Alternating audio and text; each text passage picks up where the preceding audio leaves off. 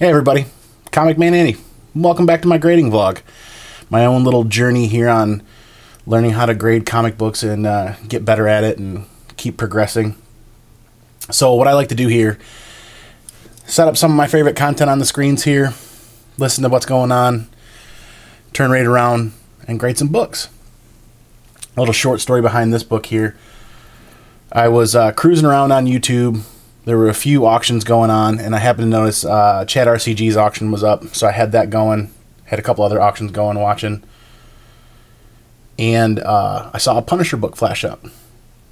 Roman Curtis held up this book, held up some other Punisher books, and had a little Punisher lot going, right? But the one thing I caught while looking at this was the Volume 2 number 1 newsstand that he had in there. But he popped it open, and this is a Mark Jewelers variant. I've never owned a Mark Jewelers variant. Super excited that it's one of my favorite Punisher covers, one of my favorite Punisher books. Really interested to dig in this and grade this. At first glance, it's pretty high grade. Thank you, Roman Curtis. Excellent packaging. Even threw in some extra books for me. So definitely going to be always keeping an eye out on those auctions to see you guys on there, because this is one stellar book to add to my collection. We're going to dig into this. We're going to grade it. And please, if you guys can, like, comment, subscribe to the channel. Let me know what you guys think. If I'm close on the grades, if I'm far off on the grades. Just a moment here. We're going to spin the camera around, and we're going to go into a detailed view of this book, and we're going to use some oblique lighting, I believe is the style, to check this out. Like I said, first glance, it looks like it's really high grade, and we're going to get into it. Stay tuned.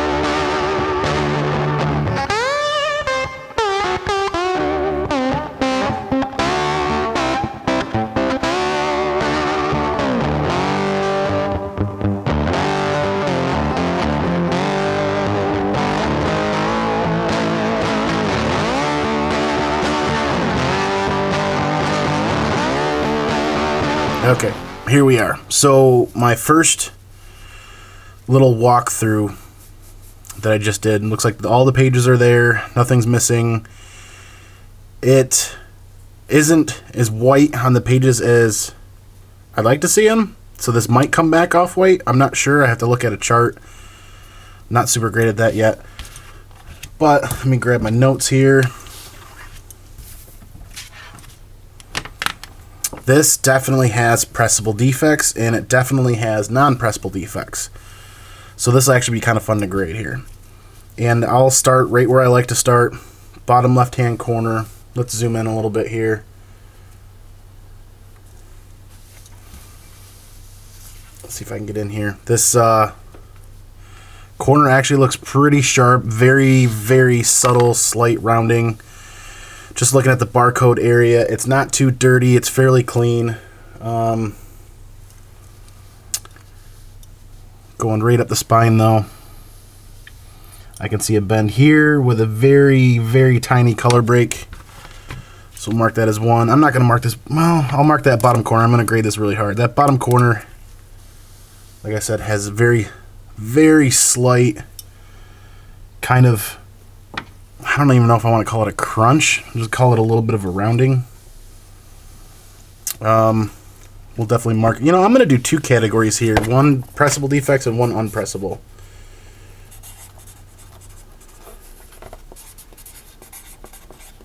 Because I'm very curious on how to get better at determining what is going to be pressable and what isn't unpressable. This corner, that might be pressable. That bend coming up by the just over the staple. Staple is nice and clean. I don't see any pulling or tearing, but just above it in the yellow here is the first area of concern, and that's definitely a tiny, tiny color break in the yellow. That's not pressable. A little bit further up, there's definitely another color break there. Let's see, and keep going up here. There's another color break there. So one, that's number 3. There's another one, 4.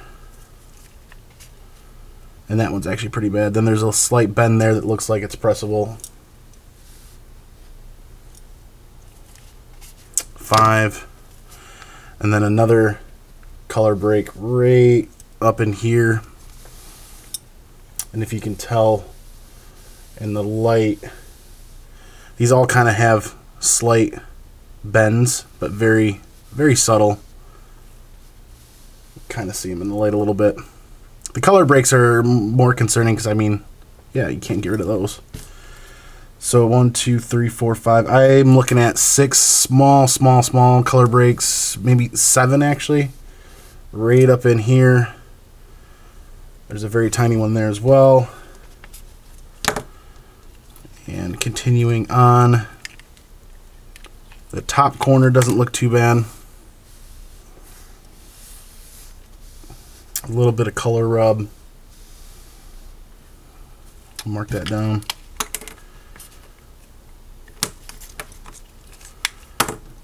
Let's see, and the top doesn't look bad at all. Not much here to really make note of. This corner right here is definitely rounded. Not a lot. I wonder if a press will take care of that. It's a little bit of flaring.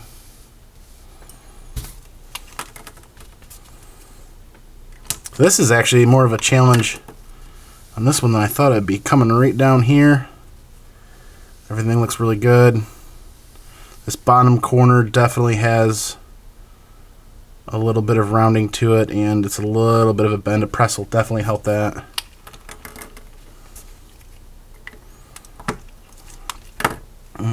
And I don't see any major indentations on the cover. Don't see anything along the bottom either. Trying to check in the light. I'll pull back a little bit here. Focus a little better. I don't see any major indentations, to be honest with you. This is very clean, sharp looking cover. A light cleaning might help it out, but it's pretty dang clean in my opinion. Like I said, pretty much this spine is where a lot of the issues are. Not surprising considering, you know, newsstand jeweler's variant. It sat somewhere on a shelf and people will probably, you know, just pulled back those issues and caused some of those creases. This looks like it's been very well taken care of in Roman Curtis's collection and another owner's, whoever owned it before him. Let's take a quick look at the back cover. Like I said, the interior is not bad. I'll have to get the color chart out to see if that's really floating towards off-white. I mean, it's hard for me to tell. I'm still learning. Back cover looks pretty clean. It could use... Okay, yeah, here you go. I don't know if the camera can pick it up, but what's pretty standard with anything, any kind of white covers, front or back, you get a little bit of dirt rub that happens in there. And right down here on the spine, you can kind of see that. There's a small pressable defect there, like a... I don't know if you really want to call it a bend, but... And then all of the stuff we found on the front cover definitely comes through on the back cover here. We get zoomed in here.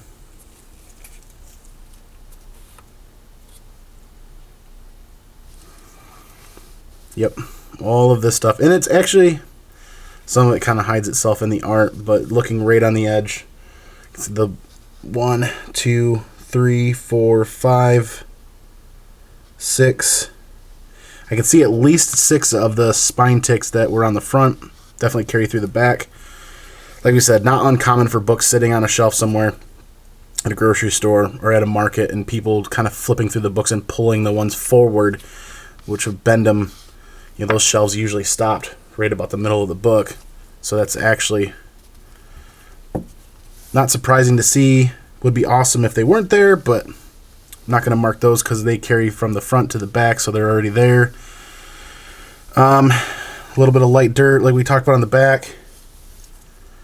The bottom corner is much similar to the front corner, a little bit of rounding. A press will take care of that.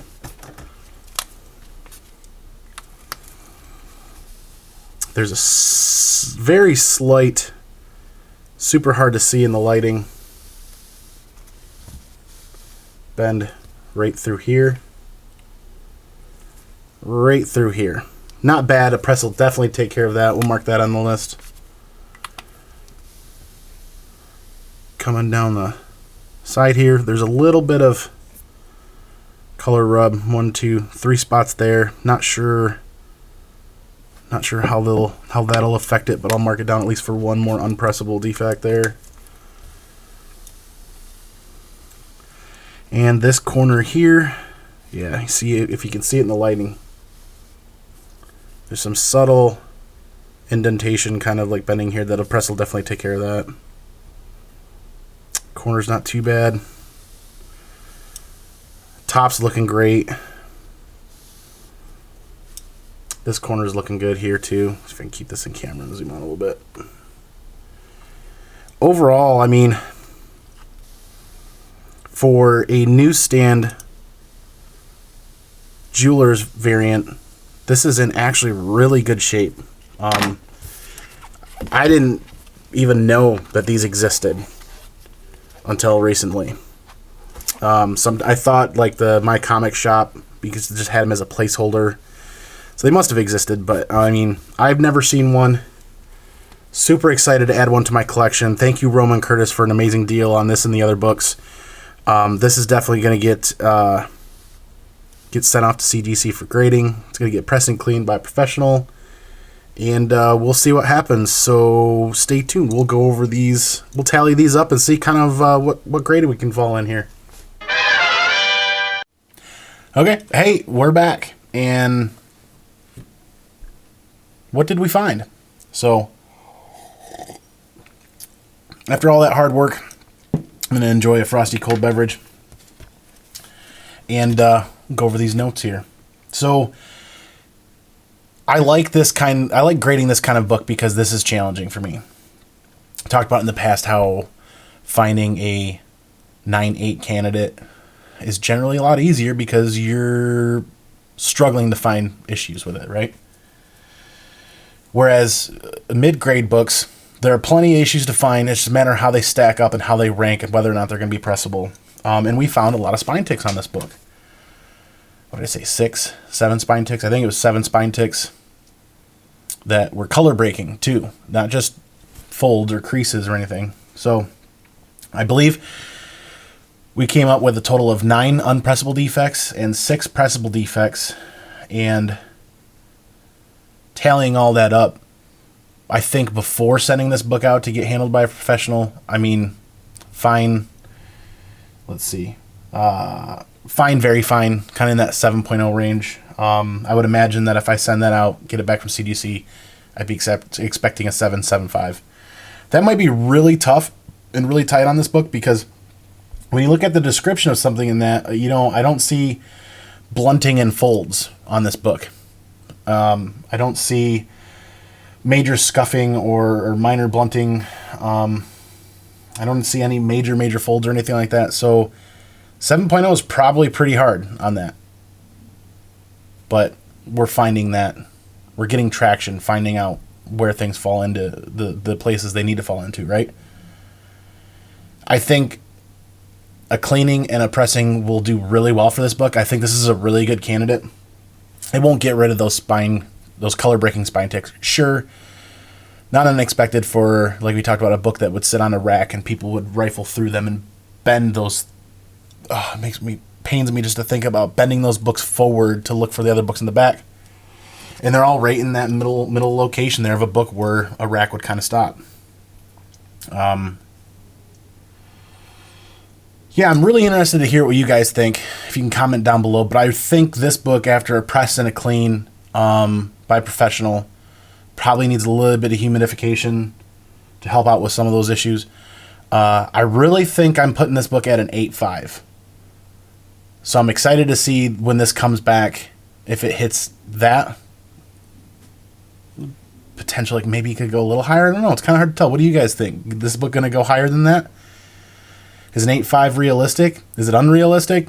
Could it go higher? Could it go lower? I'm really interested to hear what you guys say. So comment down below, please. See if I can add some channel information for Chat RCG for those auctions, because that was really cool. Glad to find this. Thank you again, Roman Curtis. Excellent packaging. Thanks for the extra books. But that's that. Punisher Volume 2, Number 1, Newsstand, Mark Jewelers. I'm really excited to add this to my collection. Really cool. I've never had one Mark Jewelers insert before, so that's pretty nice. And yeah, we'll see how this goes. Get this off to somebody who can handle it correctly and get it off to CGC, and we'll do an unboxing video of this blind. I won't look at the grades until we go to open that box and pull it out. So thanks everybody for hanging out. Once again, if you could like, comment, subscribe, appreciate it. A lot of fun hanging out with you guys and talking comic books. I absolutely love it. I enjoy it. I'm passionate about it. I hope you guys are too. And I'm going to quench my thirst after all this hard work and grab a frosty beverage, go Pinkies out. Thank you again, everybody. Peace out. Pinkies out. Catch you on the flip side for the next one, because I got more books I want to grade. Stay tuned.